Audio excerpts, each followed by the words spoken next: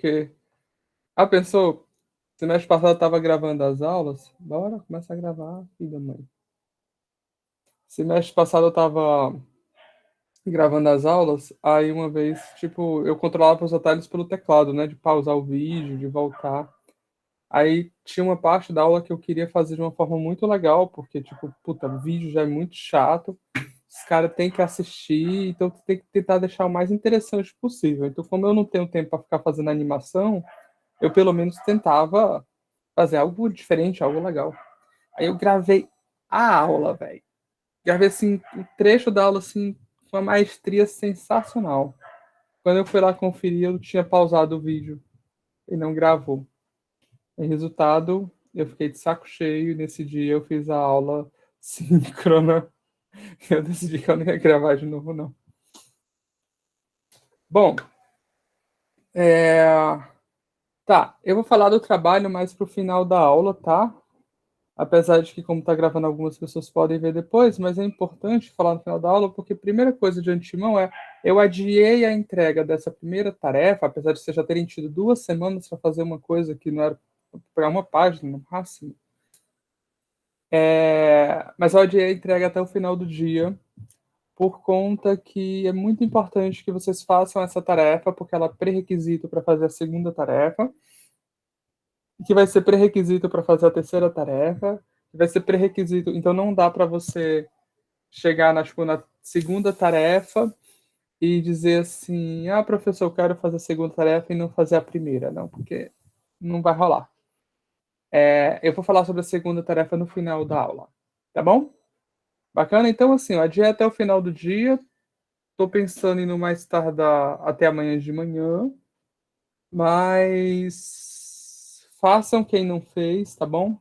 E para quem não sabe, a tarefa é na aula passada, fez uma. A gente provou um teorema sobre números primos, tá? Que existem infinitos números primos. Eu expliquei toda a ideia da demonstração e eu pedi para que vocês escrevessem a ideia da demonstração que eu expliquei em aula. Não escrevessem a ideia, escrevessem a prova da demonstração que eu fiz em aula. Não outra. A que eu fiz em aula. Tá bom? E que é para vocês mesmos tentarem escrever. E o grande espírito da coisa é que vocês têm que ter noção que outra pessoa, tá? Vai ler aquilo dali e aquela outra pessoa, sem você do lado, ela tem que ser capaz o suficiente de entender. Por que é que isso é importante? Isso é importante para a vida de vocês, para a questão de trabalho, para a questão de vida acadêmica. Porque você escreve um artigo científico, o corretor às vezes mora em outro país. E ele vai olhar para uma coisa que você acha que é verdade, e de repente para ele aquilo não é verdade. Ou de repente nem é verdade, porque você achou que era, mas não é. Tá? É...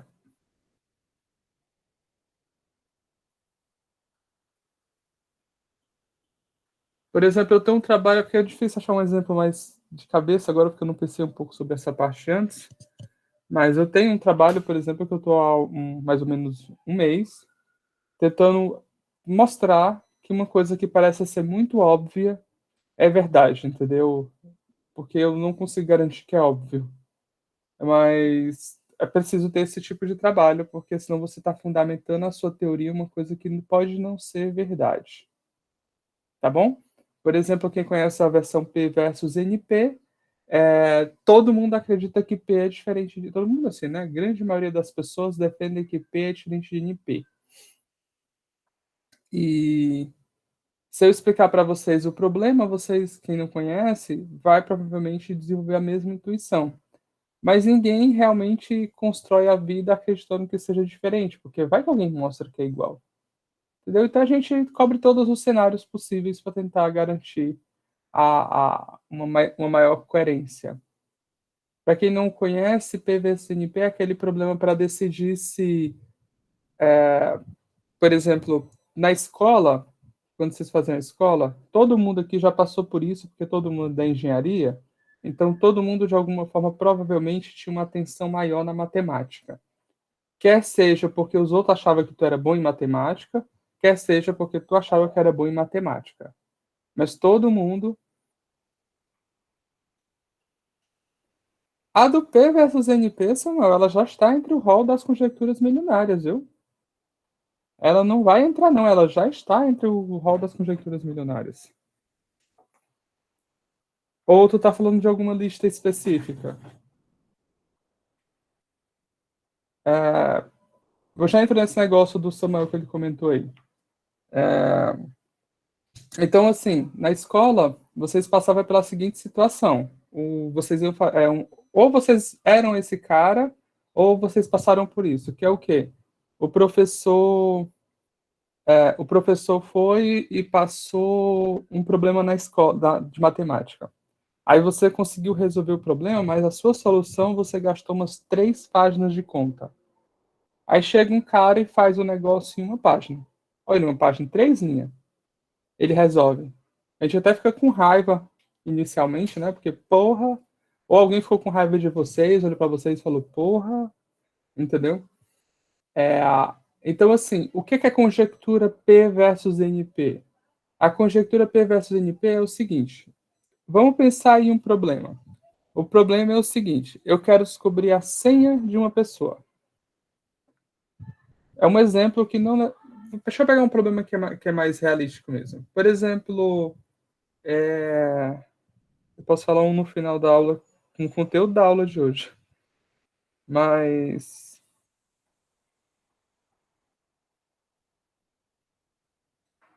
Pronto. Por exemplo, você pega um mapa de uma cidade, tá? Você quer descobrir se existe uma forma de você andar por todas as cidades, passando por cada cidade exatamente uma vez, certo? E voltar para a cidade original.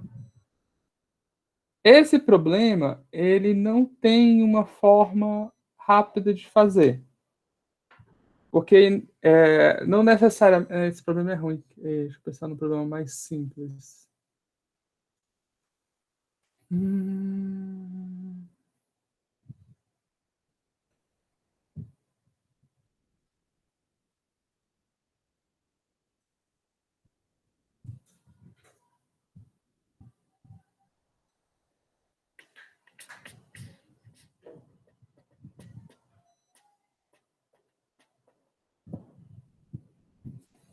Tá, eu não consigo pensar no problema mais simples, então eu vou dar um exemplo que não é tão simples. Deixa eu abrir aqui a apresentação, que é só para vocês entenderem o que é o problema que vale 1 milhão, e se vocês resolverem esse problema, vocês ganhar R$ 1 milhão. E aí eu também passo a vocês na disciplina, não se preocupem, tá? Então quem resolver, pode resolver e tá passado na disciplina. É o seguinte, ó, um grafo, tá? Um grafo simples, ele é só um conjunto de bolinhas e tracinhos, tá? Tá todo mundo vendo a tela? Ótimo. Então, isso daqui é um grafo, certo? Só que quando você vai representar esse cara no computador, o que que acontece? Não existe uma forma inteligente de você falar. Inteligente não existe uma forma abstrata de você falar, computador, isso são bolinhas, isso são tracinhos, e guarda essa estrutura aí para você. Quando você vai representar no computador, você tem que especificar quem são as bolinhas, isso aqui é a bolinha 1, isso é a bolinha 2, isso é a bolinha 3, isso é a bolinha 4. E aí você fala, ou você guarda dentro de uma matriz, que em geral é o mais comum, ou você cria uma lista de adjacências que é encadeada. Mas, bom, o ponto é, você guarda o vértice 1, o vértice 2, o vértice 3, o vértice 4, são chamados de vértices, essas bolinhas, e você fala, esse tracinho está entre o 1 e o 2, esse tracinho está entre o 2 e o 3, esse tracinho está entre o 3 e o 4. Agora vamos olhar o seguinte, vamos olhar para esse cara aqui. Se a gente seguir a mesma enumeração que eu botei lá, a gente vai guardar no computador ele assim. Então, o tracinho está entre o 1 e o 3, o 2 e o 4, o 1 e o 4. Tá? Ora, mas olha só. Esse cara aqui, esse grafo, vocês conseguem ver que ele é igual a esse daqui? Qual é a diferença? Eu só destroquei esses dois caras aqui, certo? De posição, e virei o bicho de cabeça para baixo. Então, eles são iguais, eles representam, eles são o mesmo gráfico. Só que para o computador, no primeiro momento, eles não são. Por quê? Porque se você perguntar, existe um tracinho entre o 1 e o 2, ele vai responder que não. Então, eles aparentemente eles são iguais, mas no computador eles são diferentes. Ora, então vamos fazer o seguinte, vamos construir um algoritmo de computador que ele vai receber esses dois caras e ele vai perguntar se eles representam o mesmo cara. Então, como é que esse algoritmo é? Infelizmente, não existe um algoritmo muito inteligente e o melhor algoritmo que a gente tem é algo do tipo assim: eu simplesmente pego cada bolinha dessas, jogo em cima de cada possível encaixe desse aqui e torço para que eu acerte. Por exemplo, eu posso levar esse vértice no 4, mesmo que seja burro. Eu posso levar esse 2 no 3, esse 3 no 2 e esse 4 no 1. Se eu fizer essa comparação, se eu fizer esse processo, eu ainda vou obter que é diferente. Daí eu vou ter que olhar outra forma de encaixar esses vértices em cima desse e ver se eu conseguir fazer a versão espelhada do gráfico. Esse problema se chama problema de isomorfismo entre grafos, tá bom? E esse problema não se conhece uma forma inteligente de resolver. Esse grafo aqui tem 4 bolinhas. Você consegue executar isso aqui de forma muito rápida. Mas se você já tiver um grafo que tenha 12 bolinhas, por exemplo, você já não consegue, não precisa chegar nem a 12, eu acho que 8 ou 9 já dá pau. Se você já tem um grafo de 12 bolinhas, isso aqui já dá uma cagada de pato enorme. Por quê? O teu computador não vai conseguir verificar todos os negócios em tempo humano, assim, em tempo real. Porque, por exemplo, de quantas formas eu posso encaixar esses caras em cima desses caras? Se tu tem N bolinhas, tu pode encaixar de N fatorial formas. Então, se tu tem 12 bolinhas, tu pode encaixar uma bolinha em cima da outra de 12 fatorial formas. E você vai ter que testar todas. Então, esse cara aqui é uma quantidade maior do que a exponencial. Certo? Ele é muito ruim. Então, ele cresce, ele piora muito rapidamente. Isso aqui é muito maior do que 2 a décima, por exemplo. Isso aqui é maior do que 3 a décima. Entendeu? Então, esse cara aqui é um cara muito ruim. Aí a grande pergunta do P versus NP é o seguinte, tá? Esse cara, ele é ruim porque não existe nenhuma forma inteligente de você conseguir criar esse algoritmo. Tipo, ele é difícil porque ele é difícil. Ou, na verdade, só nunca tiveram a sacada, tá? Então, essa de forma bem grosseira, a explicação do P versus NP. Porque P é a classe de problemas que a gente sabe que eles se resolvem de forma rápida, tá? E o NP completo, o NP completo, vou botar aqui. Ele é a classe de problemas que não se sabe resolver de forma rápida, mas a gente sabe que todos os problemas aqui dentro são tão difíceis quanto os outros que estão aqui dentro, tá? Então a grande pergunta é: existe um problema que, desculpa, existe essa classe na verdade é igual a essa classe? Na verdade, todos esses problemas eles são na verdade fáceis de resolver. A gente nunca conseguiu foi achar uma forma, ou na verdade eles são diferentes? Tá? Então, essa é a grande charada, essa é a grande pergunta.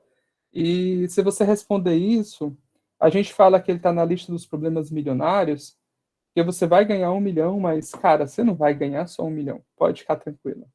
Se você conseguir responder esse problema, você pode passar o resto da sua vida sem publicar um artigo, você pode passar o resto da sua vida sem assinar o seu nome, mas você vai ser eternamente, e eternamente eu falo pelo resto da eternidade, lembrado como o cara que resolveu o P versus NP, tá?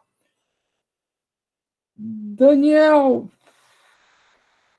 então, eu não sei te falar bem se daria para resolver, como é que funcionaria a questão com o PC quântico.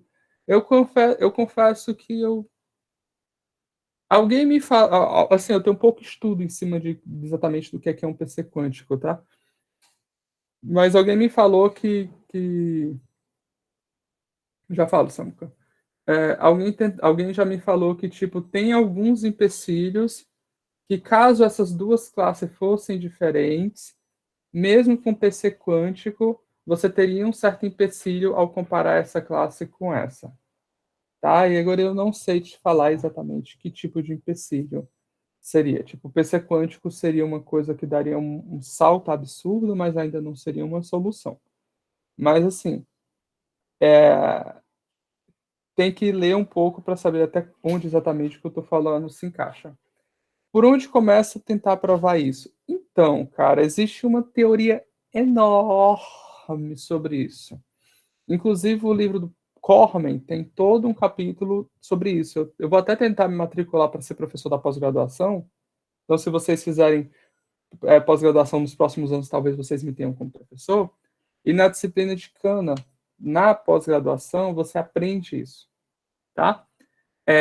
Mas como é que você tenta provar? Primeira coisa que você tem é o seguinte: todo problema aqui dentro, eles têm uma relação de equivalência. Qual é a relação de equivalência? Se você tem um problema P1 e um problema P2 que estão aqui dentro, certo? Você consegue construir um algoritmo que tem um tempo de execução polinomial, que ele é rápido, que ele transforma resolver esse problema em resolver esse problema, e vice-versa. Ou seja, você quiser resolver esse problema, você executa o algoritmo polinomial, ele transforma a tua entrada numa entrada desse problema, resolve aqui dentro, depois ele te devolve e te devolve a solução. Entendeu? Por isso que a gente fala que eles são todos equivalentes. Então, uma primeira abordagem intuitiva é você pode simplesmente como é que eu falo? Você pode simplesmente pegar um problema que está aqui dentro e encontrar uma solução polinomial, tá? E aí, quando você encontra uma solução rápida para um problema aqui dentro, você resolveu. Então, qualquer problema que você escolher aqui dentro que você consiga resolver, funciona. Então, isso é uma primeira abordagem. Obviamente, não talvez seja mais inteligente, porque provavelmente milhares de pessoas já tentaram fazer isso e muita gente boa tentou, não conseguiram ter a sacada, não quer dizer que você não possa ter, claro, mas isso talvez mostre que talvez não esteja tão evidente a sacada para isso, tá? Aqui eu vou abrir o negócio, já que a disciplina de seminários é importante que vocês estejam, e meu foco é que vocês tenham um pouco de educação científica nessa disciplina. É o seguinte: não se acovardem, eu vou usar esse termo, não se acovardem diante desse tipo de frase que eu falei. Várias pessoas tentaram e talvez seja difícil. Não, tá? Porque às vezes várias pessoas tentam e ainda assim a solução para você sai fácil, tá? E eu posso citar como, por exemplo, o problema dos nós, que foi um problema que ficou em aberto, acho que eu comentei na primeira aula, inclusive. Ele ficou em aberto por dezenas e dezenas de anos. Então, muitos matemáticos bons tentaram resolver esse problema. Todo mundo acreditava que esse problema ia ficar aberto por muito mais tempo. E uma menina de certa forma de graduação, ou foi de pós-graduação, ela fez uma rotina de computador e ela conseguiu encontrar e resolver o problema. Então, olha só, muita gente boa tentou e uma pessoa com não tanto cacife quanto as outras foi lá, tentou e resolveu de forma fácil, tá? Então não se acovardem, às vezes é uma perspectiva nova que o problema precisa para ser resolvido. Porque as pessoas ficam muito viciadas, tá bom? Então, a primeira tentativa poderia ser essa, Samuel. Mas você pode tentar outras coisas, e aí eu já entro em alguns detalhes que eu não consigo falar sem ter um embasamento maior, mas esse seria a tentativa mais leiga. Tá bom? De qualquer forma, esse problema ele vem sendo tentado resolver diversas formas nos últimos anos. Inclusive, teve, há 10 anos atrás, um pesquisador brasileiro de Recife que tinha afirmado que tinha conseguido provar. Tá? Inclusive, ele tinha provado que P era igual a NP. Não diferente, ele provou que era igual. Tá? E aí, o que é que acontece? Ele escreveu o trabalho dele, submeteu, e encontraram um erro no trabalho dele. E aí que entra o foco também dessa disciplina. É esse processo de escrita que vocês têm que ter cuidado. Porque se você não conseguir embasar bem, se cada afirmação do seu processo não está claramente bem definida, tá? E as implicações bem relacionadas, o seu trabalho pode estar errado de uma forma que nem você consegue ver. Certo? Beleza. Bacaninha esse problema, né? O problema os problemas milionários, como o Samuel falou, é um conjunto de problemas nos quais eles se mostraram tão difíceis que as pessoas criaram uma lista com prêmios que equivalem a US$ 1 milhão, que vale muito mais que o real, para fazer como premiação para esse problema. E esses problemas são problemas que valem muito, assim, que é problemas que se você mudar, você vai afetar, provar, resolver, você vai afetar toda uma área. E, curiosamente, nem todos os problemas dessa classe de problemas são problemas super difíceis. Ixi, perdão. Nem todos os problemas dessa, não sei por que você quer abrir, não. Nem todos os problemas dessa classe são problemas super difíceis de se resolver, certo? Desculpa, de resolver não, desculpa, de entender. Por exemplo, a conjectura de Goldbach, tá? Ele fala que todo número, certo? Todo número, todo número par, é par? Não, desculpa, a conjectura de Goldbach, ele fala que todo número pode ser escrito como a média de dois números primos. Essa é a conjectura de Goldbach. Todo mundo sabe o que é um número primo? Um número primo é um número que só é divisível por um e por ele mesmo. Não, o par, na verdade, é a versão consequente. É porque a conjectura de Goldbach, original, ele fala que todo número pode ser escrito como a média de dois números primos. Ora, mas se eu tenho um número, se eu tenho um número x qualquer, e eu estou dizendo que ele é escrito como a média de dois primos, então é o primeiro mais o segundo dividido por 2. Isso aqui equivale a dizer que todo número par pode ser escrito como a soma de dois números primos. Tá? E aí aqui a gente tem o seguinte, um número primo tem que estender o conceito. A gente sabe que o número primo são números que são divisíveis por um e por ele mesmo, né? Mas a gente estende o conceito para que todo número primo seja divisível por mais ou menos um e mais ou menos ele mesmo. Daí você começa a brincadeira. Por exemplo, 2, quem é o 2? O 2 você pode pensar que é 5 menos 3. Quem é o 4? O 4 você pode pensar que é 7 menos 3. Quem é o 6? O 6 é 11 menos 5. O 8 é 13 menos 5. O 10 é, sei lá.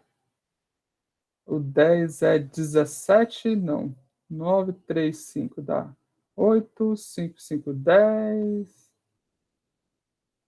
23 e 18. 27 menos 17, muito bom. Não, 27 não é primo não, mas 27 é dividido por 3. 17 menos 7. Então, 17 menos 7 dá 10. Então, essa é a conjectura de Goldbach. Essa simples afirmação de que todo número par pode ser escrito como a soma de dois números primos. Tá?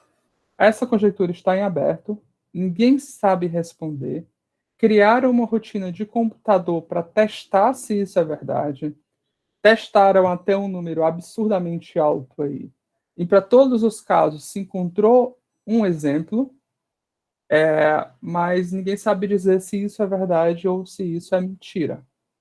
Porque se você faz uma rotina de computador que vale até 1 milhão, não quer dizer que vale para 1 milhão e um.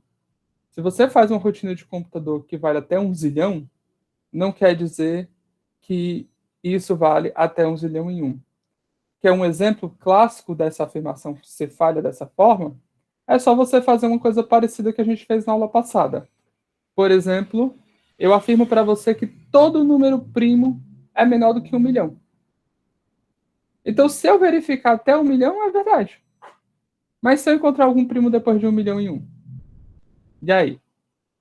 Entendeu? Então, o fato de você ter argumentado que até um certo ponto você não conseguiu encontrar, não quer dizer que você não vai encontrar no futuro. Tá? Isso é importante. Bom, se vocês também resolverem essa conjectura aí até o final do curso, eu também passo a vocês a disciplina. Quem estiver em grafos também passa automaticamente nas duas, tá bom? Não se preocupe, não. Ah, é coisa pouca. Se vocês não conseguirem fazer, eu boto na prova. Deixa eu passar aqueles professores, né, que colocam na prova. Pode ser, pena também. Aqueles professores que colocam na prova. Como é que é o nome? Questões que, tipo, não se dá para resolver. Eu tinha um professor que fazia isso. Era engraçado. Ele deixava a gente ficar sofrendo na prova. E as provas dele tinham, tipo, 6, 8 horas de duração. Era com pausa para almoço, tá? E geralmente eram aos sábados. Muito bom, muito bom. Aprendi muito nessa disciplina. Eu ia falar mais alguma coisa importante.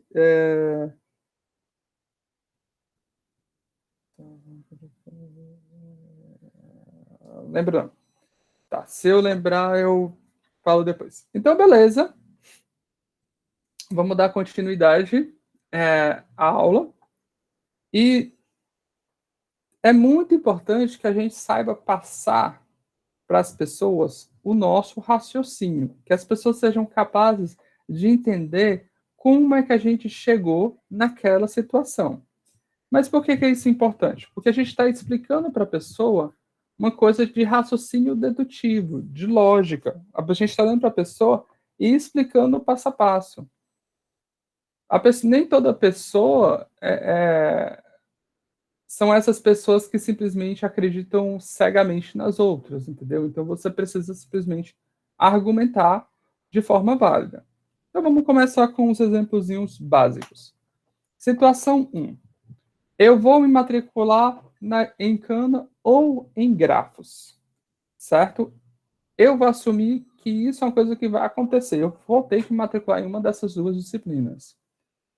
Se eles cancelarem a disciplina de grafos, o que acontece? Você vai ter que se matricular na disciplina de cana. Então, essa é uma lógica coerente, né? Você sabe, você assume que essa afirmação é verdadeira. Se eles cancelarem a disciplina de grafos, então você vai ter que se matricular na disciplina de cana. Você chega a uma conclusão. Bom, se eu tiver a seguinte afirmação, que é uma realidade muito grande no Rio, né? No Rio eu só como se tiver frango ou for vegetariano. Então, muita gente assim, inclusive, estava dando briga na época que fecharam a universidade, né? Que muita gente que não é vegetariana estava comendo a comida vegetariana. Então, quem era vegetariano ficava sem opção de comida. E aí rolava uma briga, porque quem comia comida vegetariana sem ser vegetariano se sentia ofendido porque não queria ser restringido por não poder comer a comida vegetariana. Mas aí os vegetarianos ficavam chateados porque eles iam comer e não tinha comida. Olha, eu conhecia várias pessoas que faziam isso. E isso rolava uma briga enorme. E eu super vou ficar assim, eu não sou vegetariano, mas eu fico do lado dos vegetarianos. Por que eu fico do lado dos vegetarianos? Porque a pessoa que não é vegetariana, ela tem 3 opções, então. E a pessoa que é vegetariana tem uma. Então, o cara que não é vegetariano, porque ele achou o frango feio, sei lá, ou porque naquele dia ele é um pouquinho enjoado de frango, ele come a única opção que o cara que é vegetariano tem para comer. Porque, eu tô enjoadinho hoje, entendeu?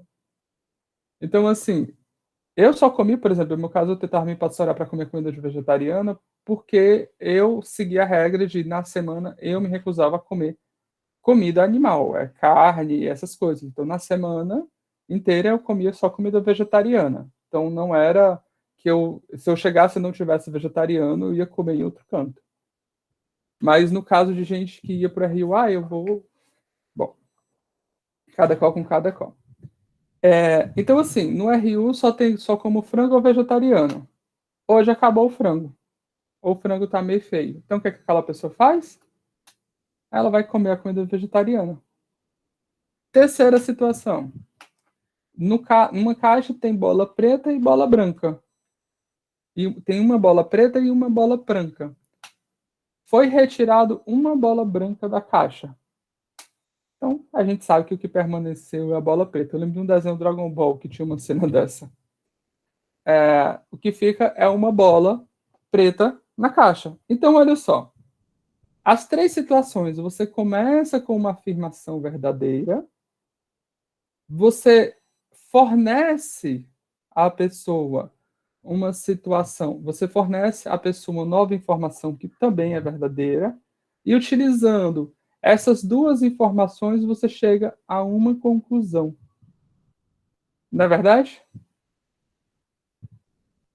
Olhando para cá, vocês concordam para mim que todas essas conclusões são bem definidas uma vez que você assume que essas situações são verdades? São, porque é inquestionável. Por exemplo, se você chegar a dizer que essa conclusão se tornou falsa, é porque algum evento interno a esses dois eventos, que não foi explicitado, atrapalhou. Por exemplo, eu falei para você que cancelaram a disciplina de grafos, mas aí, de repente, cancelaram também a disciplina de cana. Isso implica que essa afirmação é falsa. Esse tipo de questionamento você tem que fazer. Não tem frango hoje, mas de repente não tem vegetariano também. Na caixa tem uma bola branca e uma bola preta. Foi retirada uma bola branca. Quem me garante que depois não foi retirada a bola preta também? Tá? Então, poderia se implicar que as situações. Poderia se implicar que essas situações de conclusões são falsas, mas se elas forem falsas, é porque alguma coisa aqui dentro não foi informado. Mas se eu supor que todo o nosso universo de informações consistem dessas duas informações, essas duas informações serem verdadeiras, consequentemente, a terceira informação é verdadeira. Se você me der outra informação, é outra análise. Tá? Bom, esses conjuntos de informações iniciais com quais a gente vai basear a nossa. E se a prova for por absurdo? Então, já vou falar. Bom, deixa eu falar logo. A prova por absurdo, a gente vai ver mais na frente com detalhes. A prova por absurdo, ela é assim: eu tenho uma afirmação que eu gostaria de provar que essa afirmação é verdadeira, tá? Então, a primeira afirmação, eu tenho uma afirmação, sei lá, é, hum, deixa eu pensar.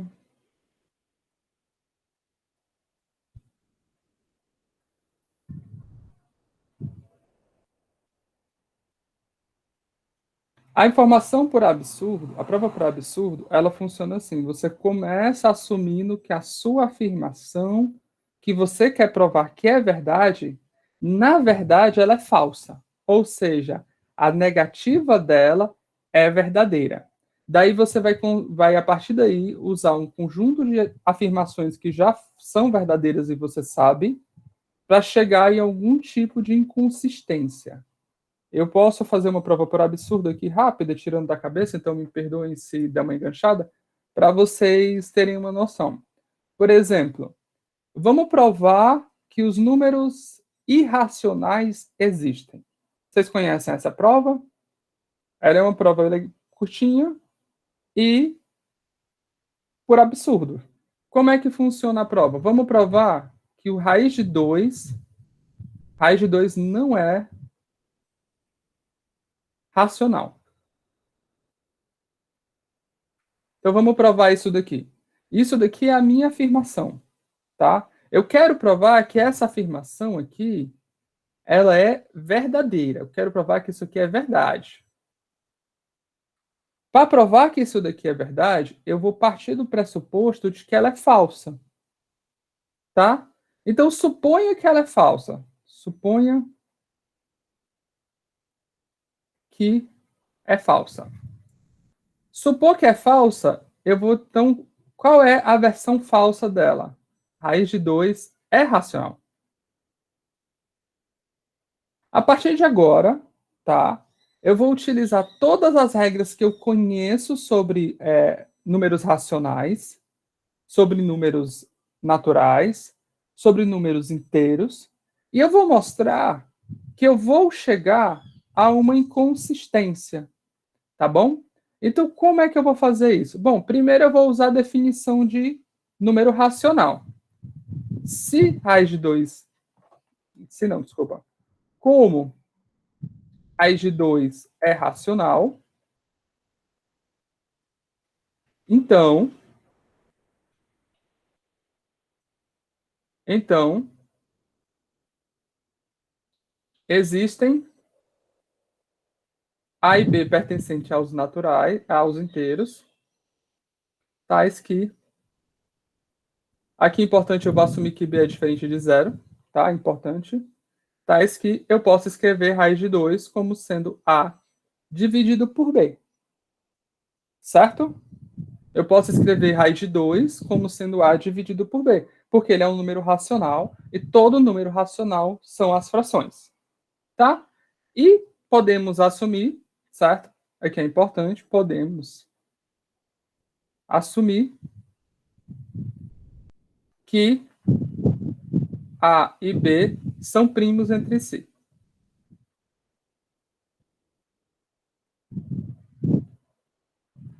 O que quer dizer A e B ser primos entre si? Quer dizer que eu não consigo mais simplificar essa fração, tá? Eu não consigo mais simplificar essa fração. Bom, então vou fazer o seguinte. Temos que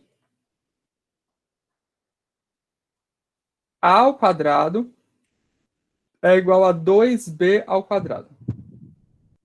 Por quê? Eu elevo esses dois lados ao quadrado e multiplico aqui por B. Isso aqui fala o que pra gente? Assim, A é par. Certo?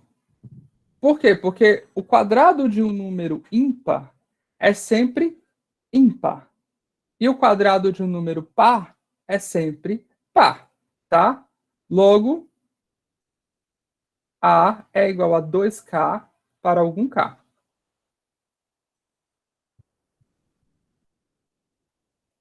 Então, olha só, eu concluí que o K é um número inteiro. Ou, desculpa, eu concluí que A é par, então eu dei uma cara para o número par.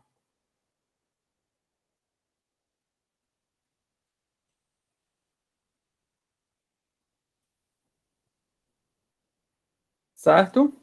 Bom, vamos dar continuidade. Então, eu sei que o A é par. Então, daqui,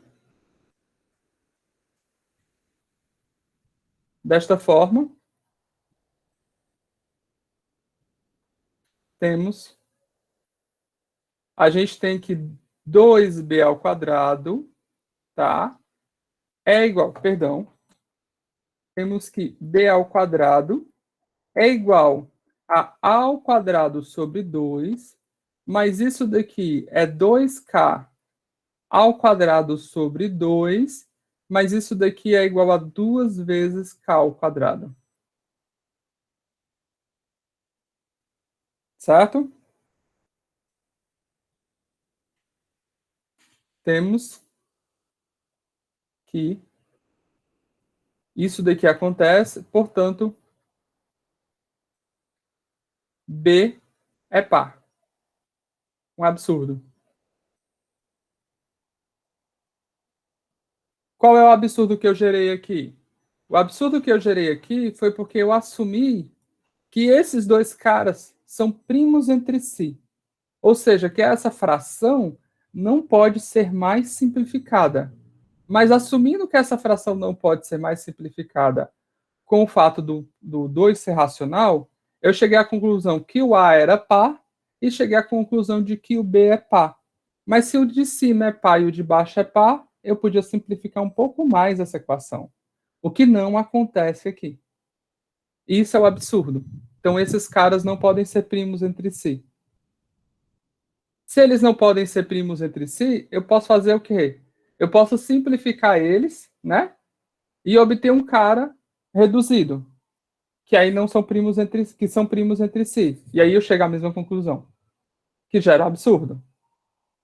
Isso conclui para mim que o absurdo não pode estar aqui. O absurdo está onde? Está aqui. O fato de eu ter assumido que esse cara é racional. Logo, esse cara não pode ser racional. Logo, esse cara não é racional, que mostra que a minha afirmação original é verdadeira. Vocês entenderam?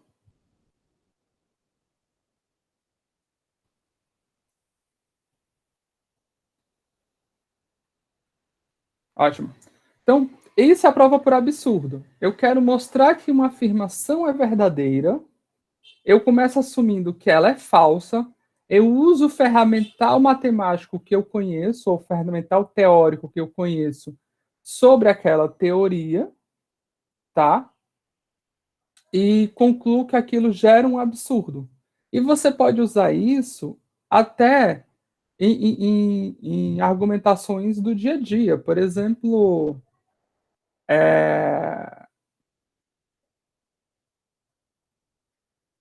eu só estou conseguindo pensar em exemplos políticos, eu estou tentando evitar falar sobre exemplos políticos em aula.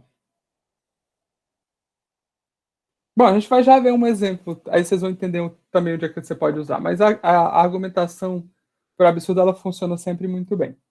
Tá? A gente vai mais à frente também aprender, acho que daqui a umas 6 aulas, a gente vai ter uma aula só sobre provas por absurdo, aí fica melhor falar naquele tempo. Tá?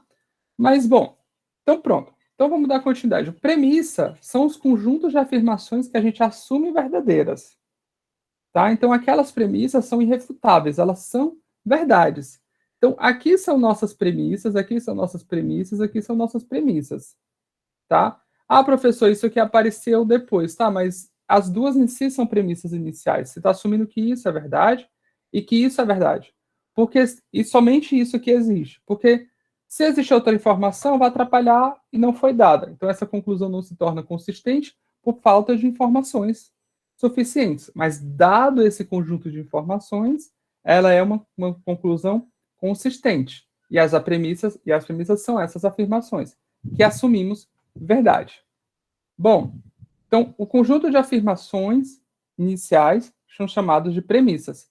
E o que a gente conclui, olha só que interessante, o que a gente conclui a partir delas é chamado de conclusão. A gente utiliza um processo dedutivo para chegar nelas. Tá? O processo dedutivo está relacionado com você trabalhar com esse ferramental teórico que você possui. Tá bom?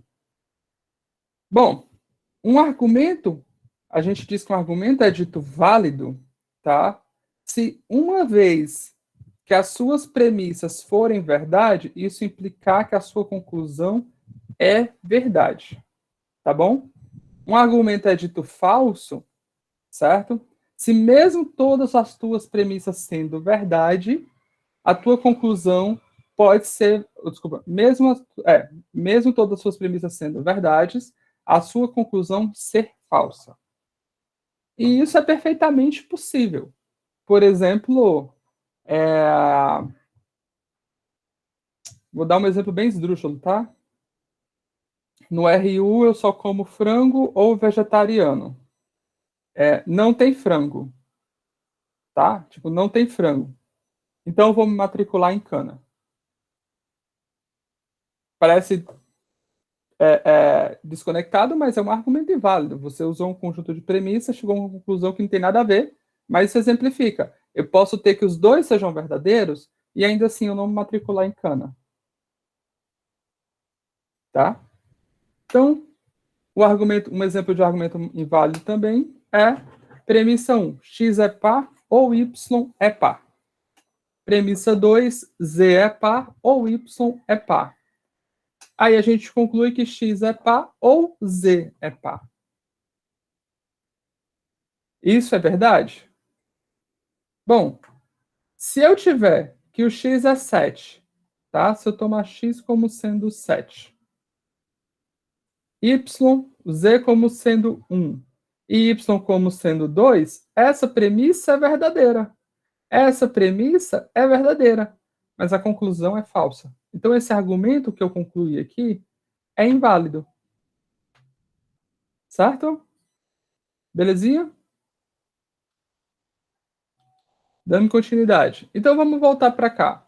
Como eu falei, esses caras aqui são as nossas premissas do nosso problema.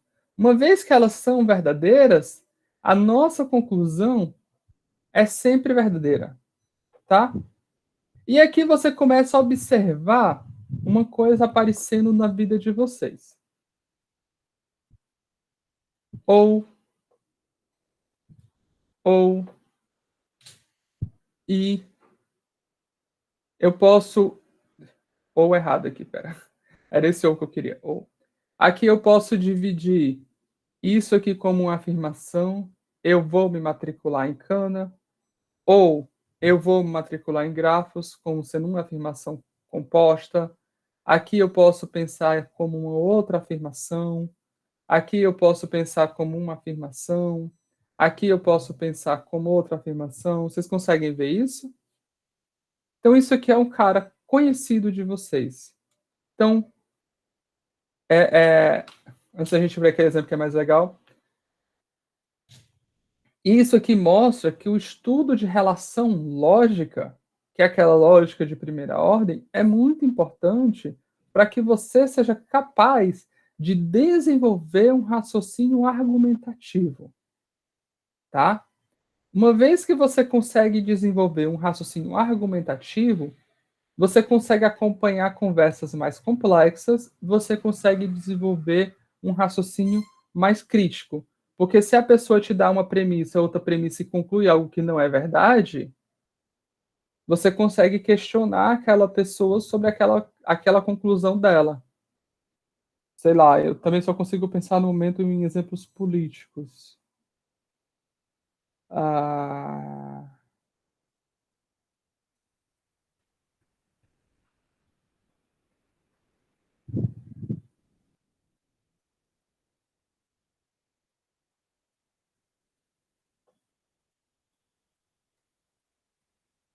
não vou dar um exemplo político, não. Talvez quando terminar de gravar. Mentira. Tá? Então, vamos continuar. Então, por exemplo, um exemplo que não é um exemplo político e não é um exemplo tão óbvio quanto aquele, mas é óbvio também. Alice, após análise da cena do crime, da análise da cena do crime, um doc, descobriu que o assassino havia estrangulado a vítima com as próprias mãos. E foi assim que João sem braço, eu sei, é uma piada sem graça, se livrou da acusação de assassinato. Tá? Então, ela descobriu que a vítima que tinha sido morta, ela havia sido estrangulada pelo assassino com as próprias mãos. O assassino usou as próprias mãos para estrangular a pessoa. Então, por conta disso, uma pessoa que não tem braço não pode ser o assassino. Então, você usa o raciocínio lógico, argumentativo aí, para fazer a dedução de que a pessoa não pode ser o assassino. Com base, uma vez que você comprovou que essa afirmação é verdadeira. Tá? Então, isso aqui se torna a premissa inicial para a demonstração de que João é livre. Mas, inicialmente, essa premissa não necessariamente era verdade. Ela precisou da investigação de Alice para comprovar que essa premissa é verdadeira. E uma vez que ela comprovou que essa afirmação é verdadeira, ela concluiu que essa situação é verdadeira. Percebam como tem uma conexão lógica entre os fatos.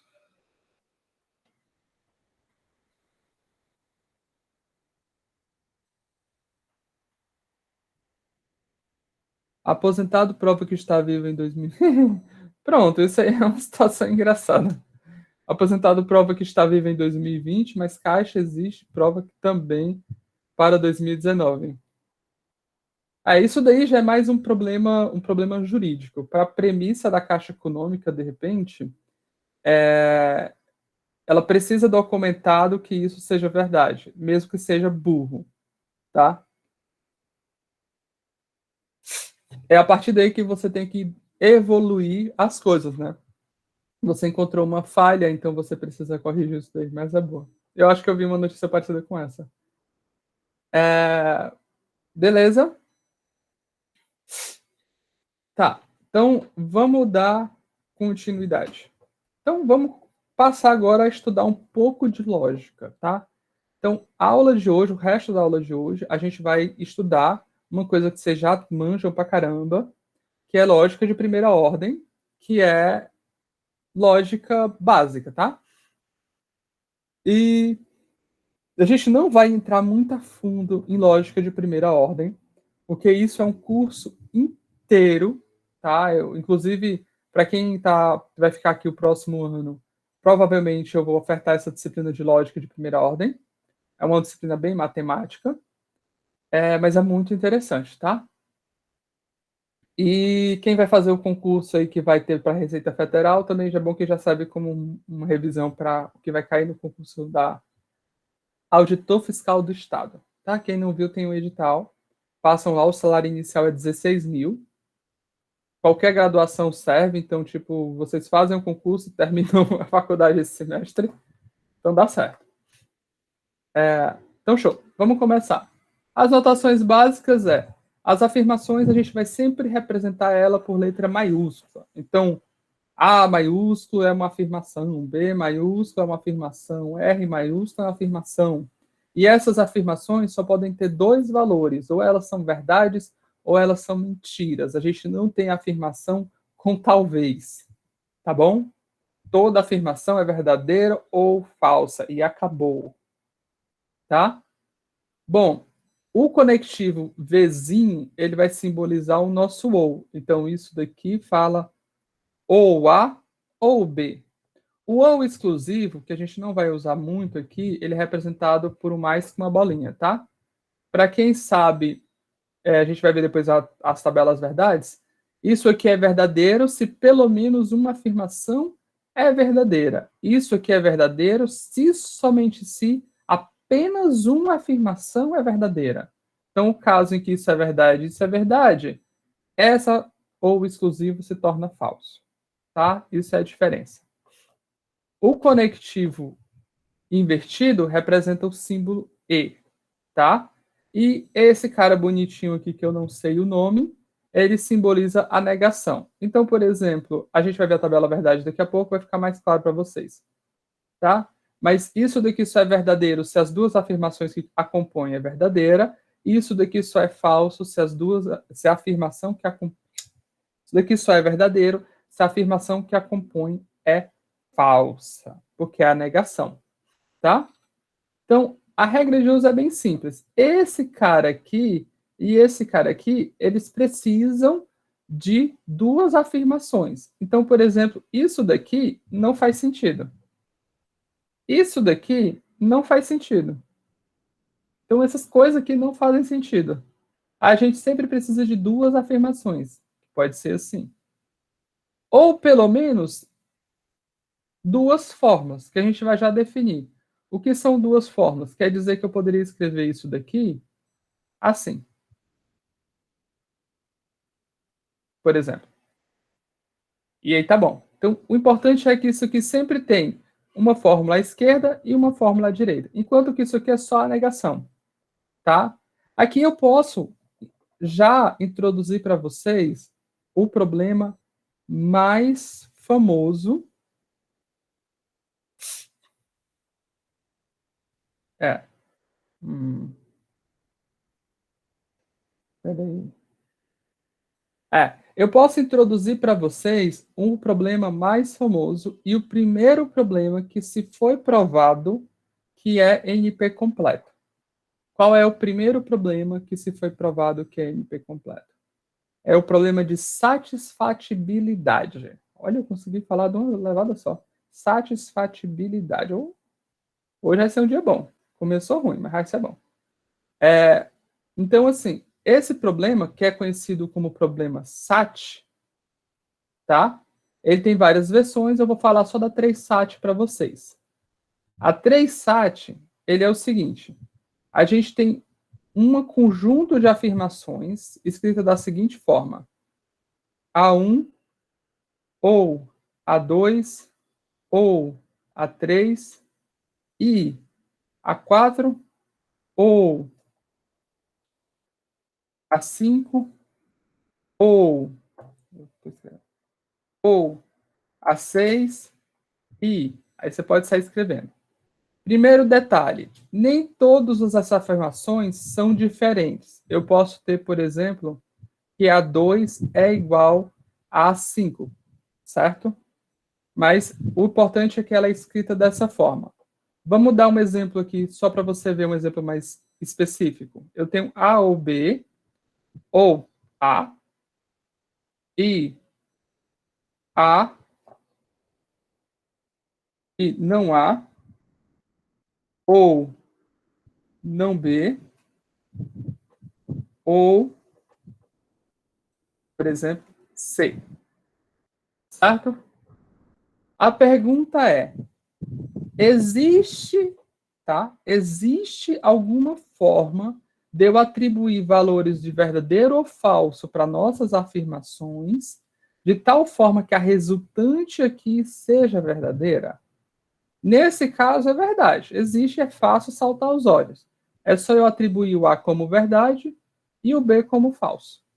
Porque o A como verdade implica que toda essa afirmação aqui é verdadeira. E o B como falso implica que toda essa afirmação aqui é verdadeira. Então, a gente encontrou uma valoração das afirmações que implica que essa fórmula inteira, que a gente vai definir daqui a pouco que é fórmula, seja verdadeira. Mas na prática, a gente consegue fazer isso porque a gente tem um raciocínio neurológico muito rápido. A gente olha para cá, a gente vê que se isso é verdade, isso aqui é falso, atrapalha, mas se isso é falso, isso aqui é verdade, fechou. Para o computador, ele não vai conseguir fazer isso de uma leva só, tá? Em geral, o computador ele vai ter que verificar todas as possíveis valorações, que aqui são 3 cláusulas ou 3 afirmações, então ele vai ter que fazer 2 a 3 verificações, até encontrar uma que seja verdade. Então, esse problema aqui, ele não tem uma forma fácil de se responder, certo? E por que, que ele é chamado de 3SAT? Porque todo parênteses tem exatamente 3 afirmações. O SAT geral, cada parêntese desse pode ter qualquer quantidade de afirmações, tá? E ambos são da classe NP completa. Então, esse, não lembro, eu não sei como é que foi a prova, na verdade eu não lembro, eu já cheguei a ler sobre, mas não ler a prova. Esse foi o primeiro problema a ser provado estar na classe chamada NP completa. Depois disso, quase todo problema que apareceu, eles mostram que o problema que existe em NP completo é equivalente a você resolver esse problema. Tá? Então, esse é o primeiro problema que está naquela classe. Então, é um negóciozinho que soa fácil, mas é bem difícil, na verdade. Então, bacana, vamos dar continuidade. Uma fórmula, tá? Ele é intuitivamente um troço escrito dessa forma. Só que como a gente está numa disciplina e na verdade a gente vive no mundo e que a gente precisa definir tudo de uma forma para não deixar dúvidas, porque vocês como alunos são as pessoas mais sensacionais para se encontrar brecha nas coisas.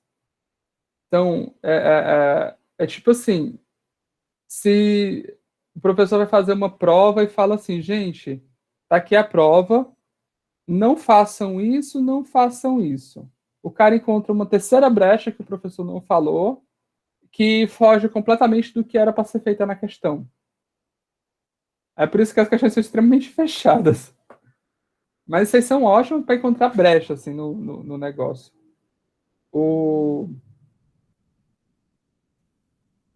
tinha um exemplo agora do que eu fiz uma prova uma vez, que o cara fez um negócio que eu falei assim, bom, cara, eu não posso te dar errado, mas o que tu fez foi extremamente imoral, mas agora eu fugi da minha cabeça. Então, na próxima aula que eu lembrar, eu falo. Então, uma fórmula, ela é definida da seguinte forma, recursivamente. Primeiro, toda afirmação é uma fórmula. E, em particular, a gente chama essas fórmulas, essas afirmações de fórmulas atômicas ou átomos da nossa fórmula. Então, quando eu falar fórmula é uma fórmula atômica, porque é composta de uma única afirmação. Ou se eu olhar para uma fórmula e falar assim, todas as suas afirmações ou todos os seus átomos, eu estou me referindo às afirmações que compõem aquela fórmula, tá? Então, toda afirmação é uma fórmula. Se F é uma fórmula, a negação dela é uma fórmula, tá? Se F1 e F2 são fórmulas, então a conjunção, o I e o OU, que agora eu estou confundindo conjunção e disjunção, o I e o OU também são fórmulas, certo? Eu acho que Então, toda fórmula é um troço escrito dessa forma. Repara que aqui eu estou ignorando o conceito de parentetização. Tá? Hoje o vocabulário está bonito.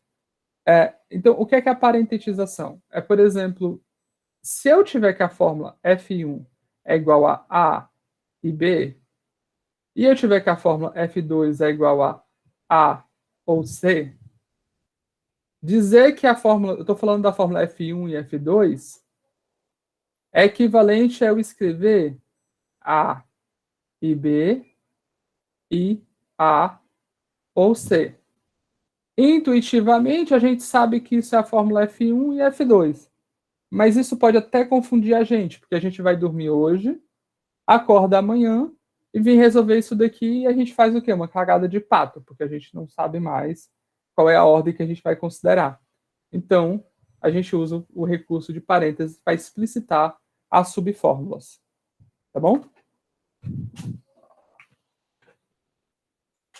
Bom, e o que é a tabela verdade? Cara, a tabela verdade é simplesmente você estudar todas as possíveis valorações que uma fórmula pode ter. E por que eu falo todas as possíveis valorações que uma fórmula pode ter? Porque ela pode ter só duas valorações, verdadeiro ou falso, mas dependendo de como você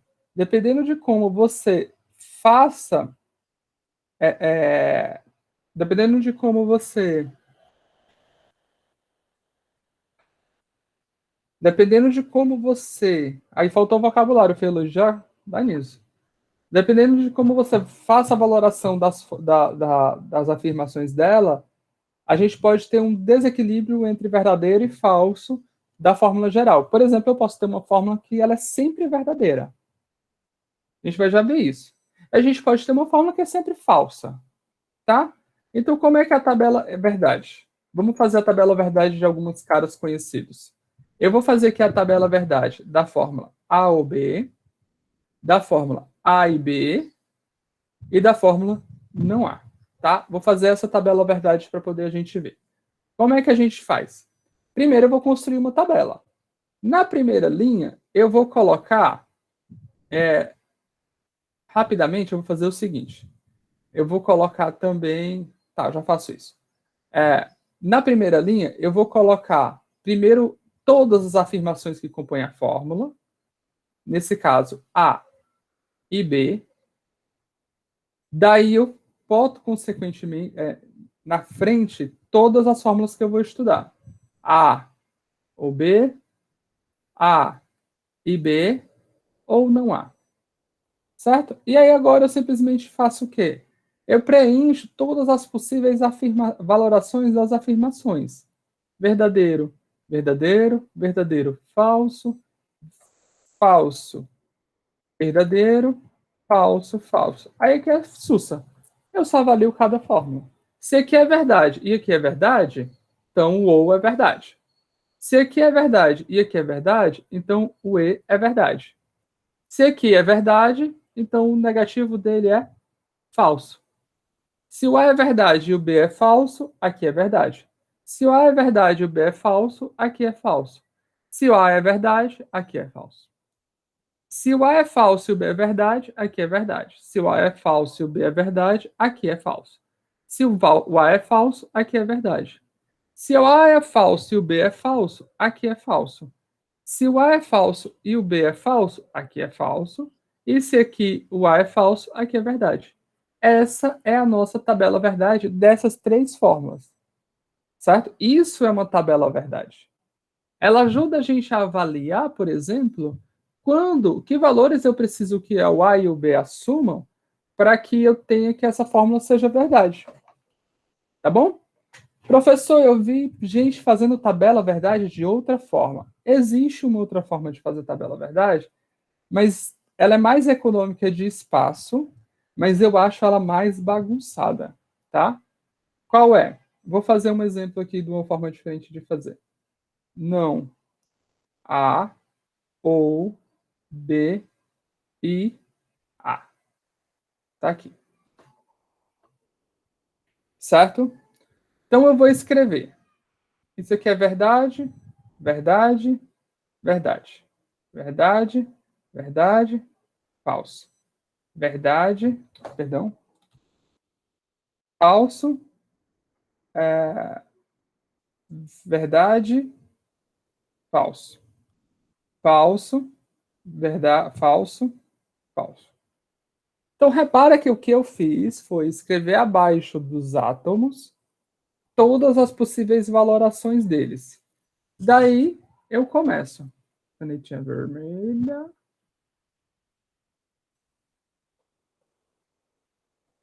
Daí, eu começo. Qual é o primeiro que eu vou ter que ler? O do parêntese mais interno. Então, eu vou primeiro preencher ele. Ah, verdade, verdade. Isso aqui tem que ser verdade. Verdade, falso, verdade. Isso é falso.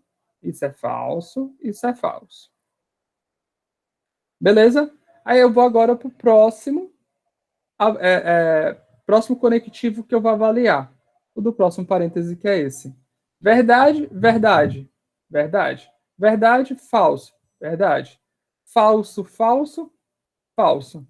Falso, falso, falso. Bom, agora eu vou para o próximo conectivo, que é esse. Verdade se torna falso. Verdade, botei um, é? Verdade se torna falso. Falso se torna verdade. Falso se torna verdade. Essa tabela verdade também é uma tabela verdade. Claro. Ela é mais econômica, mas ela salta menos aos olhos, na minha opinião. Porque se você chega no papel e olha para isso aqui escrito dessa forma, você vai ter que interpretar toda a fórmula, e depois de interpretar toda a fórmula, você vai ter que olhar para cada coluna, tendo cuidado para comparar ela com a coluna certa. Certo? Então ela é um pouquinho mais confusa, na minha opinião, um pouquinho mais propícia a erro, apesar de ser mais econômica. Tá? Eu prefiro essa, mas vocês podem usar qualquer uma das duas que vocês preferirem. Tá bom? Bom, então, a tabela verdade, ela é muito útil porque às vezes a gente está trabalhando com duas coisas que na prática são a mesma coisa. Vou dar um exemplo bem ridículo aqui, tá? Vamos avaliar a fórmula não, não, há. Tá? A gente vai já ver esse cara aqui explícito, uma propriedade dele. Vamos avaliar o não, não há. Primeiro eu coloco, vou fazer ela usando aquela tabela de cima que eu acho mais legal. Então, quais são as fórmulas?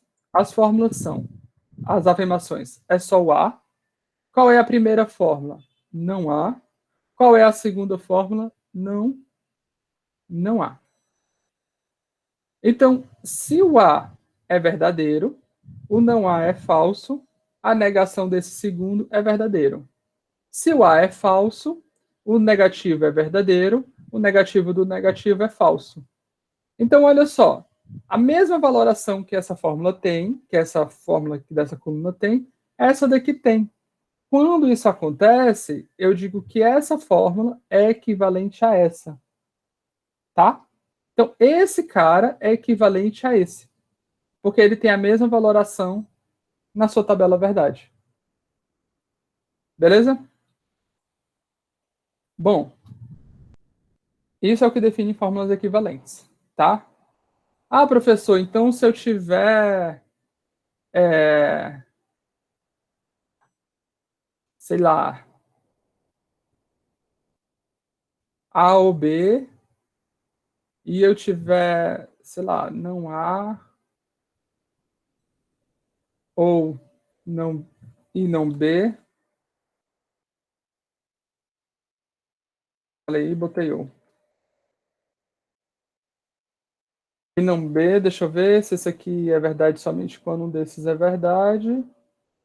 Isso aqui é verdade somente quando os dois são falsos.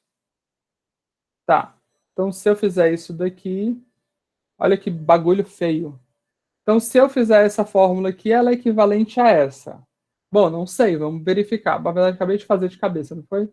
Mas eu posso ter errado. Então, verdadeiro, falso, verdadeiro, falso, falso, verdadeiro, falso, falso. Tá? Então, olha só, isso daqui é verdade, verdade, falso, verdade, falso. A gente já viu essa tabela verdade, eu não vou reanalisar isso. E aqui eu vou fazer de forma mais geral, tá? Se isso aqui é verdade, esse daqui é falso. Faltou verdade e verdade, na verdade. Isso aqui é verdade e verdade. Se isso aqui é verdade, isso aqui é falso. Se isso aqui é verdade, isso daqui é falso. Então, a conjunção é falsa e a negação é verdadeira. Bom, se isso aqui é verdade, isso daqui é falso, que já implica que essa fórmula toda é falsa, que implica que a negação é verdadeira. Se isso daqui é falso, a negação é verdade, não atrapalha em nada. Mas se esse aqui é falso, a negação é verdade. Se isso aqui é verdade, a negação é falsa, que torna essa fórmula falsa, e a negação se torna verdadeira. Se os dois são falsos, a negação dos dois se torna verdadeira. Logo, a conjunção se torna falsa, ou verdadeira, logo a negação se torna falsa. Então, olha só, essa fórmula feia, ela é equivalente a essa fórmula bonita. Então, isso quer dizer que se no teu trabalho tu encontra uma fórmula dessa, na verdade, é a mesma coisa que você está falando isso. Vamos pensar no exemplo? Vamos trocar as afirmações teóricas por afirmações de verdade? Eu vou usar a afirmação A como sendo tem frango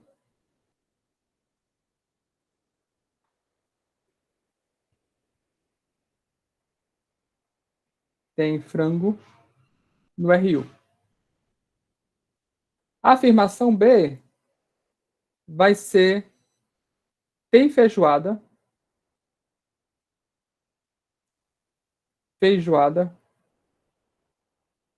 no RU. Então, de bom, tem frango e feijoada, que é o tipo de quarta-feira. Então, essa primeira afirmação fala o que é para você. Essa primeira fórmula fala o que é para você. Ou tem frango, ou tem feijoada. Tá?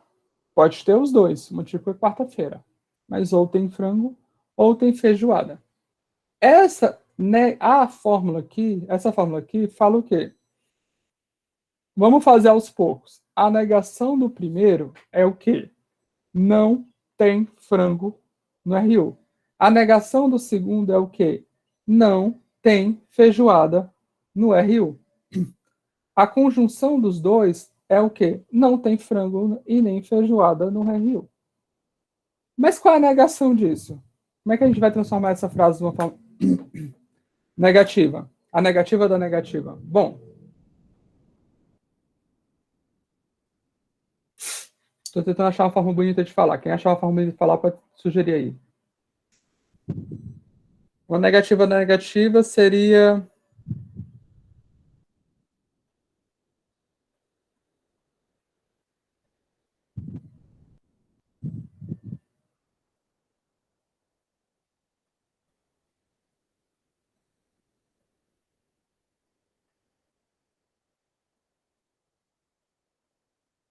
eu acho que seria não estar faltando nem frango nem RU. Ou nem feijoada no RU. Seria uma equivalência mais bonita de se falar isso, porque ao pé da letra seria não está acontecendo de não ter frango e não ter feijoada no RU. Ah, essa ficou até melhor. Não está acontecendo de não ter frango e não ter feijoada no RU. Tá? Então, o que é que isso está dizendo? Isso está dizendo que não tem frango. Ou, desculpa, isso está dizendo que tem frango ou feijoada no RU. Vocês entenderam a frase, como ficou?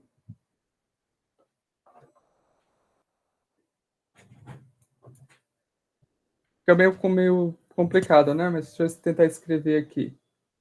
A primeira afirmação, A ou B, ela está dizendo não tem frango. Oh, desculpa. Tem frango ou feijoada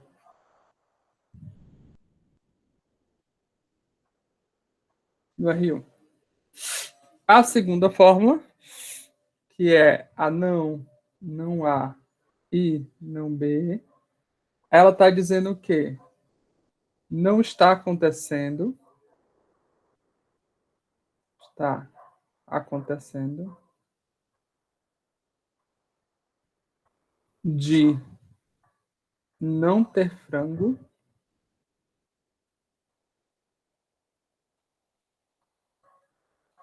e feijoada no RU. Minha letra fica linda aqui nesses slides. Quando eu escrevo lá no Open Board, a letra fica bonita mesmo. Aqui fica carregada pra caramba.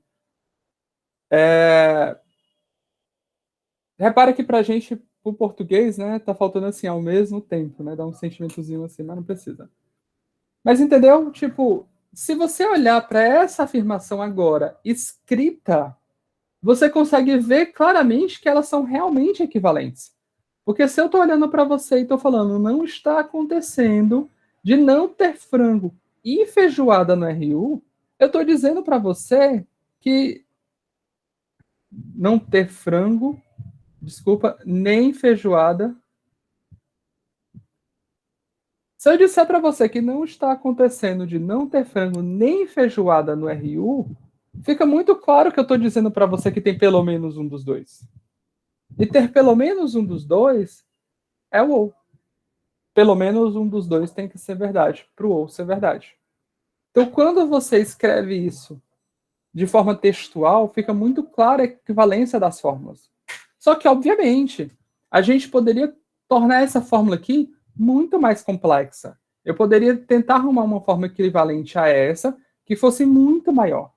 E aí, quando eu fosse escrever uma redação, escrever a fórmula de forma literal, ela viraria uma redação.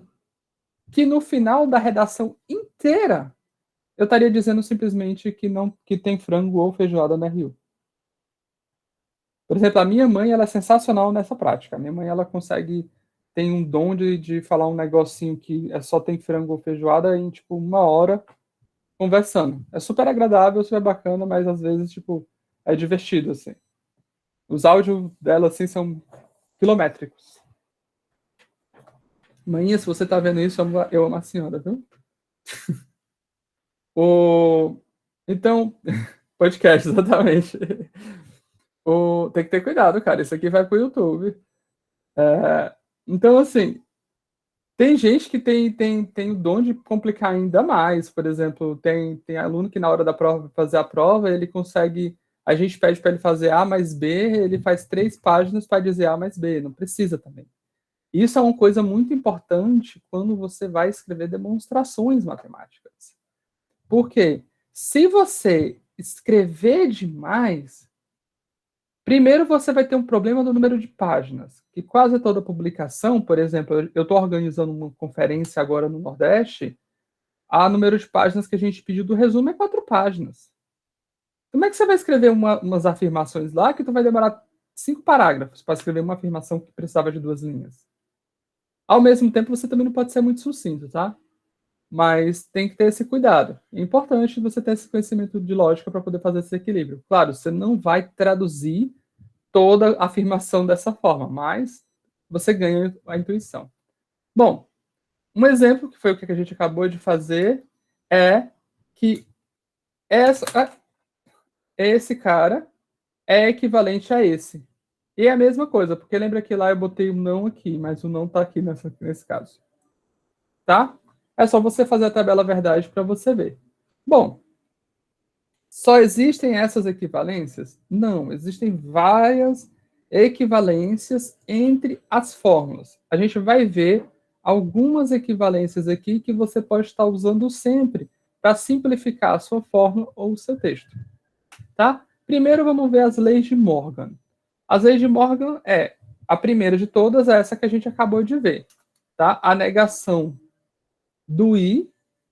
Ah, não é a mesma que a gente acabou de falar, é essa daqui. A negação do I é igual à negação individual do ou, tá? Segunda lei é a negação do ou, agora sim, é igual à negação individual. Então, essas duas fórmulas são equivalentes. Professor, como eu faço para provar que isso é verdade? Tabela verdade. Tá? Uma vez que você sabe que essas fórmulas são verdadeiras, aí você pode até fazer algumas coisas diferentes.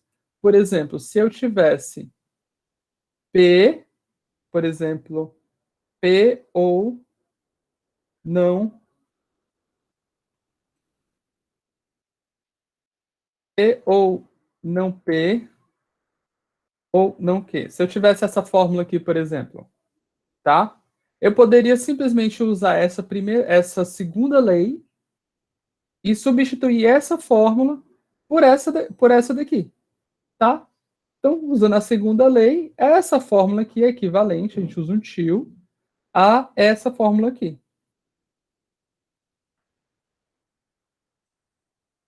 Isso aqui é chamado de dedução, tá? Então, você simplesmente usa a lei para substituir a fórmula por uma fórmula que você acha que é mais simplificada, tá? Próxima lei, a da comutatividade. Bom, P e Q equivale a Q e P, tá? Tem frango no RU e feijoada, é a mesma coisa de eu dizer que tem feijoada e frango no RU. E a mesma coisa funciona para o OU. Tem frango no RU ou feijoada no RU, equivale a dizer tem feijoada no RU ou frango no RU. Bom, a associatividade, tá? É muito parecidinho com uma multiplicação. Você avaliar PI, Q e R é a mesma coisa que você avaliar PI, Q e depois avaliar R. Esse parêntese não era para estar aqui. Tá. A mesma coisa funciona para o OU. Tá? Então, essas são as três leis básicas de Morgan comutatividade associada. Acabou? Não acabou, não. Tem mais lei. Professor, tem que decorar tudo isso? Cara, em geral, você não precisa decorar. Elas se tornam bem intuitivas quando você trabalha com isso, tá? E aí você pode também transformar em textuais. Textualmente, você consegue ver que elas são de fato equivalentes. Bom, P e P é equivalente a P. A gente fez o negativo. A mesma coisa, P ou Q é equivalente a P. P ou P é equivalente a P. A lei da distributividade, no negócio é assim, né? Lembram? A, B mais C é igual a AB mais AC. Isso é a distributividade. E como é que funciona aqui? Para o I, ó, é bem parecido. É só você fazer primeiro o I com cada um deles. E para o OU, a mesma coisa. Eu acho muito elegante que funciona para cá. A lei da absorção, tá? A lei da absorção é simplesmente o quê? Você tem uma fórmula que a fórmula inteira equivale a uma fórmula menor. Nesse caso, uma afirmação. Então, se você encontrar essa fórmula, essa subfórmula no seu problema, você pode simplificar ela consideravelmente.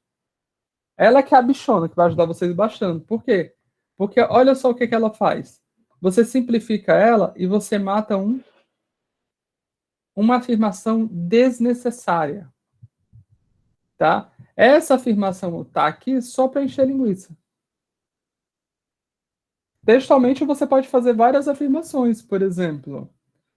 Eu vou comer frango ou frango com arroz. Cara, você vai comer frango, acabou. Tem o arroz ou não tenha. E você falou que vai comer o frango, ou vai comer frango com arroz. Tá? E tem uma similar para o ou. Tá? Beleza? Eu não estou provando porque é um exercício para vocês fazerem as tabelas verdades desse cara. Eu creio que já está perto de meio-dia e eu quero só finalizar sobre essas leis para a gente conversar um pouco sobre o próximo trabalho. Bom, e a lei de dupla negação, que essa eu provei na aula de hoje. Haha. Vocês não podem me acusar de que eu não provo as coisas.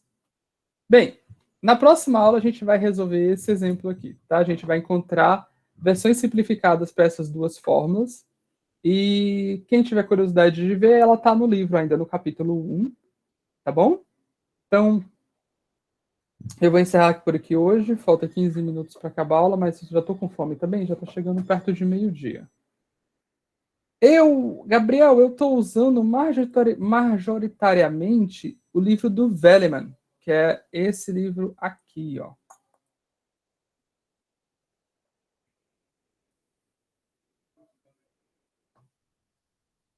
Tá? Eu estou majoritariamente usando esse livro. A parte da introdução, que a gente fez na aula passada, tá tudo aqui. Tá? Então a gente está agora, por exemplo, a gente viu a seção 1.1 e a gente estava a gente está quase terminando de ver a seção 2. Na aula que vem a gente deve ver a 1.3 e a 1.4. Tá bom? Então eu estou seguindo esse daqui. Eu gostaria muito de até o final deste curso a gente ver até essa parte aqui, pelo menos, que é as provas. Por quê? Porque olha para cá, ó. Muita página, não era isso que eu queria que vocês olhassem. Olha para cá, ó. Essas provas aqui são as provas que, inclusive, teve pergunta para hoje, que é estratégia de prova, prova de negação e condição, provas que envolvem quantificadores, provas que envolvem conjunções e, condições, e bicondições, provas que envolvem disjunções, sequência, entendeu? Unicidade das provas. Então, eu queria chegar até aqui com vocês, que eu acho que é importante, que é o principal para vocês escreverem um bom texto. Daqui para frente, eu aconselho que vocês usem para ler em casa, quando vocês terminarem, porque isso aqui ele te ensina como lidar melhor com esse tipo de situações que vão aparecer nas suas provas. Olha só como é interessante. Ele fala desses conceitos antes de falar de indução. E indução é algo que vocês aprendem em matemática discreta. É uma das primeiras coisas que vocês aprendem na vida acadêmica de vocês, matematicamente falando. Tá? Gente, essa diferença grande de coisa que vocês aprendem acontece muito pelo fato de que aqui no Brasil, infelizmente, a gente tem uma cultura de estudar para passar. A gente não estuda para aprender. É muito diferente, tá? A gente tem uma cultura, por exemplo, de uma escola bem avaliada é uma escola que aprova muita gente na federal. Daí, quando chega na federal, certo? Eu falo na federal porque algumas particulares não são assim. Vocês se deparam com a situação de que os professores querem que vocês passem, mesmo que vocês achem que não, mas a gente adoraria que todos vocês passassem. Só que a gente não quer que vocês só passem, a gente quer que vocês aprendam. A gente quer que vocês aprendam para poder passar e não que vocês só passem, tá? Por quê? Porque o que acontece, e vocês são alunos que estão fazendo seminário e vocês são alunos mais experientes, vou fechar aqui a apresentação. O que acontece é que quando chega mais adiante do curso, vocês se deparam com a seguinte situação: puta, eu vou ter que usar integral de superfície. Vou ter que usar integral dupla. Eu aprendi isso lá em cálculo 2 ou 3. Eu nem lembro mais. E aí, quando você abre o livro, você literalmente tem que estudar isso do zero. Porque na época você não aprendeu, você decorou para passar. Isso é uma diferença muito grande. Vou dar exemplo esdrúxulo: andar de bicicleta. Se você aprendeu a andar de bicicleta, Quando você passar 100 anos, você vai se tremer na bicicleta, mas em pouco tempo você recupera a prática. Se você nunca aprendeu a andar de bicicleta, quando você for tentar andar de bicicleta de novo um dia, você vai cair. Você não vai saber andar de bicicleta do mesmo jeito.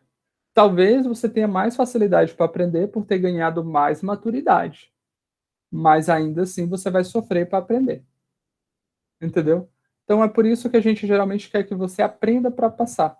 Só que a avaliação que a gente tem das disciplinas são do ensino fundamental e médio principalmente, é que uma escola bem avaliada é aquela que o aluno passa nos cantos. Então, por exemplo, como é que funciona um cursinho pré-vestibular? Ele te ensina a matéria? Não. Ele te ensina macete para resolver a prova do vestibular X. Ele passa a aula comentando resolução de prova. Ele passa a aula comentando porque ele não está interessado que você aprenda aquilo. Entendeu? Porque ele está interessado que você passe no cursinho. É que nem você faz um treinamento para passar na prova. Daí, quando você precisa daquele conhecimento, porque o que é a prova de vestibular realmente? A prova de vestibular não é uma peneira para separar quem estudou, quem treinou melhor para passar na prova. A prova de vestibular é uma peneira que ele assume que você que passou, você tem aquele pré-requisito. Se você passou no vestibular e na específica de matemática, não era para a universidade estar te ensinando função, trigonometria, tá te ensinando polinômio, tá te ensinando matemática básica, tá te ensinando PAPG, não é. Era para você chegar na faculdade manjando isso daí muito bem, porque você passou na seletiva. O curso olhou para você e falou: eu preciso de alunos que saibam matemática. Você foi lá, fez a prova de matemática e você foi aprovado. Então ele quer que você chegue lá sabendo. Aí você chega lá e você não sabe, porque você só decorou aquilo dali e não faz ideia de por que aquilo é aquilo. Tá? Isso complica muito no futuro. Bom, mas eu não estou aqui para dar sermão para vocês, não. Vamos para o trabalho. Eu estendi o horário de entrega do trabalho até o final do dia. Eu vou estender até amanhã de manhã, 8 horas. Por quê? Porque o próximo trabalho vai ser o seguinte: eu vou pegar o trabalho de vocês, eu vou fazer um recorte no trabalho, eu vou tirar a identificação dos trabalhos de todos vocês e eu vou fazer um sorteio de quem fez o trabalho para quem fez o trabalho. Como assim? Eu vou fazer uma função injetor, eu vou entregar os trabalhos dos outros para cada um de vocês. Eu vou tentar garantir que não vai ter ponto fixo no meu sorteio, ou seja, ninguém vai pegar o próprio trabalho. E qual vai ser o objetivo de vocês em relação a isso? Vocês vão corrigir e avaliar o trabalho dos outros. Como? Primeira coisa importante, eu quero que vocês identifiquem no trabalho as premissas que a pessoa descreveu no trabalho dele. Não é para você explicitar na sua prova premissa, tá, gente? Não é para pessoa, para você que está escrevendo a demonstração, dizer, ó, minha premissa é. Não. Eu quero que o corretor, que vão ser vocês também, vão olhar o trabalho do amiguinho e eu quero que vocês, no trabalho dos amiguinhos, você comece a identificar quais são as afirmações do trabalho dele. O que é que justifica que aquela afirmação do trabalho dele é verdade? Então, eu vou corrigir o que o corretor vai corrigir. Tá? Então, se eu encontrar erros a priori, eu vou avaliar a correção dele e vou explicar onde foi feita a correção errada. Tá? O que faltou, tipo, a resolução final do trabalho, basicamente, vai ser mais uma avaliação em cima do que o corretor corrigiu, do que propriamente dito do que você escreveu. A sua avaliação do que você escreveu, quem vai fazer é o corretor. Então, a sua nota final, por assim dizer, do trabalho 1, digamos assim, vai estar relacionada com o que o corretor corrigiu e com a avaliação do corretor. Então, é uma nota meio que dependiosa. Só que, assim, de novo, Se eu observar que o cara corrigiu, o cara que escreveu o trabalho tirou um copy-paste da internet, certo? Como aconteceu no semestre passado, eu simplesmente o trabalho daquele cara, quem está perdendo é ele, tá? De novo, eu estou falando de nota, mas a nota dessas correções não vai ser a nota decisiva final de vocês na disciplina. A gente vai fazer um trabalho em cima e a gente vai ver como é que vocês vão ao longo da disciplina. A minha ideia é essa. Porque eu não quero que vocês saiam copiando o texto da internet, porque vocês não vão aprender. A ideia é que você faça. Entendeu? Então, para que você não fique desesperado e sem confiança, então eu vou repetir. A nota final não está relacionada diretamente com a nota que vai ser da tarefa. Sim, eu vou olhar para a tarefa e falar, ó, o cara teve uma evolução no decorrer do curso, mas não é a nota final. Então, se você escrever o trabalho e realmente se esforçou no trabalho e ele não ficou bom, deixa assim mesmo. A gente vai estudar os seus pontos fracos, tá? Então, é isso. Então, eu peço, de novo, porque eu só vou enviar trabalho para corrigir para as pessoas que fizeram o trabalho. Quem não fez o trabalho não vai receber nada para corrigir. Ai, que ótimo, professor. É muito bom, você não vai ter que fazer nada, mas, como eu falei, eu vou precisar, mesmo que implicitamente, que você tenha feito o trabalho para me ter uma avaliação do seu crescimento. Então, se você não fez o trabalho, por vacuidade, você não teve crescimento. Então, aí você assume assim: ah, então se eu não tive crescimento é porque eu já estava no melhor possível, ou no pior possível.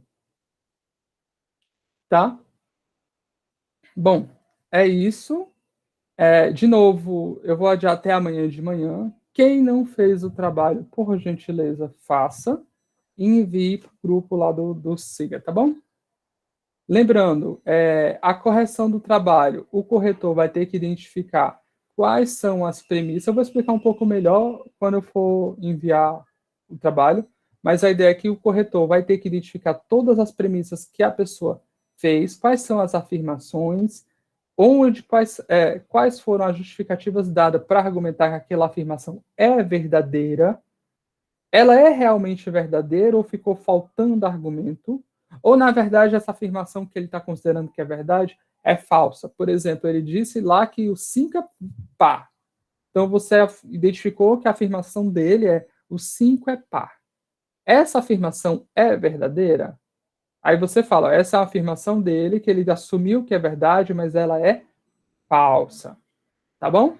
Então pronto. Então é isso aí, pessoal. Desculpa ter puxado até o limite da aula, mas a gente se vê na próxima semana. Não esqueçam de fazer o trabalho, se inscrevam no canal. Tá bom?